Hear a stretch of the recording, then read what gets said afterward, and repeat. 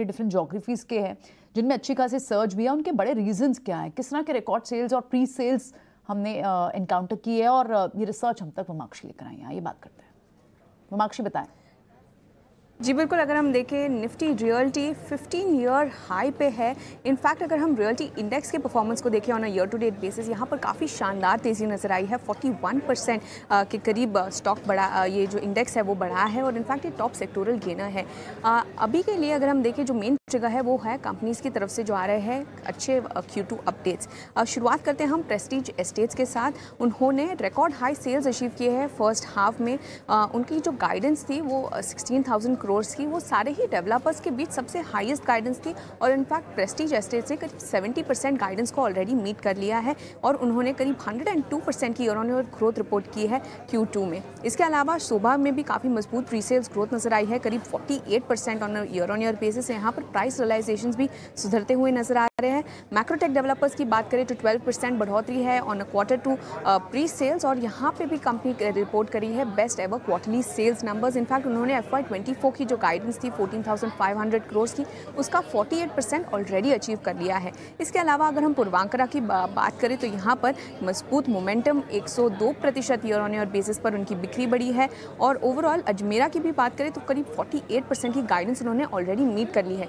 की स्टोन्स में हालांकि अगर हम देखें तो Q2 में करीब 33% की ईयर ऑन ईयर डिक्लाइन जरूर नजर आई है, मगर अगर हम पूरा फर्स्ट हाफ कंपेयर करते हैं पिछले साल से तो यहाँ पर एक अच्छी ग्रोथ नजर आई है करीब 16% की और इनफैक्ट कंपनी करीब 40% क्लोज भी है उनके FY24 गाइडेंस की। अभी के लिए ये मेन ट्रिगर है जो कंपनी की तरफ से मजबूत Q2 अपडेट्स आ रहे हैं, मगर आगे चलते हुए भी काफ़ी सारे ऐसे फैक्टर्स हैं जिसके चलते रियल एस्टेट स्टॉक्स में और भी तेज़ी आ सकती है। इंटरेस्ट रेट्स तो पीक होने वाले हैं। ओवरऑल मैक्रो इकोनॉमिक ग्रोथ भी काफ़ी मजबूत नजर आ रही है और कंज्यूमर्स का खासकर कॉन्फिडेंस भी बढ़ रहा है रियल एस्टेट को ओन करने के लिए। इनफैक्ट CBRE के जो एस्टिमेट्स है कि रेजिडेंशियल सेल्स और नए लॉन्चेस डेकेडल हाई पे रह सकते हैं 2023 में। लॉन्च मोमेंटम सुधर रहा है मगर डिमांड सप्लाई को आउटस्ट्रिप करती हुई नजर आ रही है और इसी के चलते जो इन्वेंट्री लेवल्स हैं वो डेकेडल लो पर नजर आ रहे हैं। ओवरऑल गवर्नमेंट की तरफ से $7.2 बिलियन की हाउसिंग लोन इंटरेस्ट सब्सिडी भी आई है, जिसके चलते अफोर्डेबल हाउसिंग में जहां पर डिमांड कम है यहाँ पर भी सपोर्ट मिलता हुआ नजर आ रहा है। तो ऑल इन ऑल सारे ही फैक्टर्स ऐसे हैं जो मीडियम टर्म पर्सपेक्टिव के लिए रियल एस्टेट कंपनीज के लिए काफ़ी पॉजिटिव है और इसी के चलते हम देख रहे हैं कि ना कि आज पर पूरे ही साल में अब तक हमने देखा है कि रियल एस्टेट काउंटर्स पास कर रहे हैं।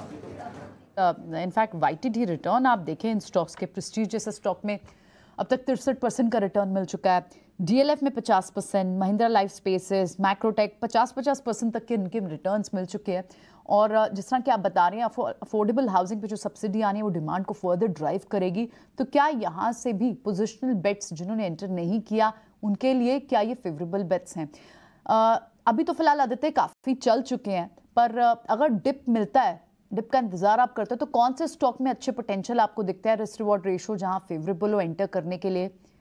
स्टॉक बताएं, टेक्निकल लेवल्स जहां आप भी स्ट्रॉन्ग दिख रहे हैं।